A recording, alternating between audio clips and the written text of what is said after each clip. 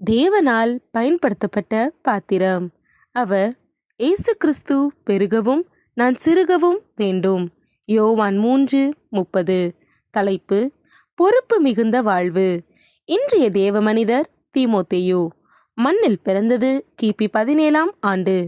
விண்ணில் சென்றது கிபி 97ஆம் ஆண்டு. ஊர் லீஸ்திரா. நாடு லிக்கவோனியா. தரிசன பூமி எபேசு. தீமோத்தேயுவுக்கு வயது 20.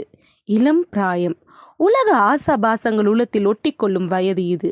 ஆனால் தீமோத்தேயு தீய காரியங்களை தீயிலிட்டு இயேசுவை உள்ளத்தில் ஏற்று ஊழியராக தன்னை அர்ப்பணித்தார். மிகவும் இளம் வயதினராகிய தீமோத்தேயுவை ஊழியராக்கிய பெருமை பவுல் அப்போஸ்தலனையே சாரும். பவுலுக்கு நீண்ட காலமாக உதவியாளராக இருந்தவர் தீமோத்தேயு. இவரது தகப்பனார் ஒரு கிரேக்கர், தாயார் ஒரு யூத பெண்மணி. பவுல் அப்போஸ்தலன் தனது முதல் மிஷனரி பயணத்தின் போது லீஸ்திராவுக்கு வந்த வேளையில் தீமோத்தேயுவும் அவரது தாயாரும் கிறிஸ்துவை ஏற்றுக்கொண்டார்கள். தீமோத்தேயுவின் விசுவாசத்தையும் ஊழிய வாஞ்சையையும் கண்ட பவுல் இவரை தம்முடன் அழைத்து சென்றார். இவர் சிறந்த நற்சாட்சி பெற்றவர், மாயமற்ற விசுவாசம் கொண்டவர், விசுவாசத்தின் உத்தம குமாரனாக அனைவரையும் விசுவாசத்திற்குள் வழிநடத்தியவர். தன்னிடத்தில் ஒப்புவிக்கப்பட்ட பொறுப்பை மிகுந்த கவனத்தோடும் உண்மையோடும் நிறைவேற்றியவர். அன்று ஒரு நாள் தெசலோனிக்கே பட்டணத்தில் மிகுந்த கலக்கம் உண்டாயிற்று. பவுல் அப்போஸ்தலனுக்கு விரோதமாக யூதர்கள் கொதித்து எழுந்தார்கள். எனவே பவுல் அந்த இடத்தை விட்டு வேறு இடத்திற்கு சென்றார். கலகம் செய்த யூதர்களை சமாதானப்படுத்தவும் அவர்களை கிறிஸ்துவுக்குள் நடத்தவும் பவுல் தீமோத்தேயுவை நியமித்தார்.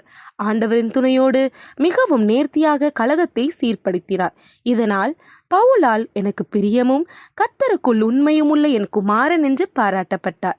எபேசு சபையில் தனது பணியை தொடங்கிய இவர் நீண்ட காலமாக அச்சபையின் பேராயராக விளங்கினார்.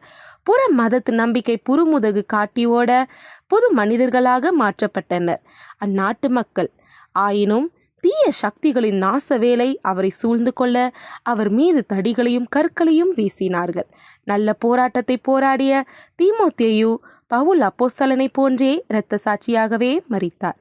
அன்பரே, பிரச்சனைகள் ஏற்படும் போது சமாதானம் செய்பவராக காணப்படுகிறீர்களா? வாழ்விலிருந்து வாழ்வுக்கு.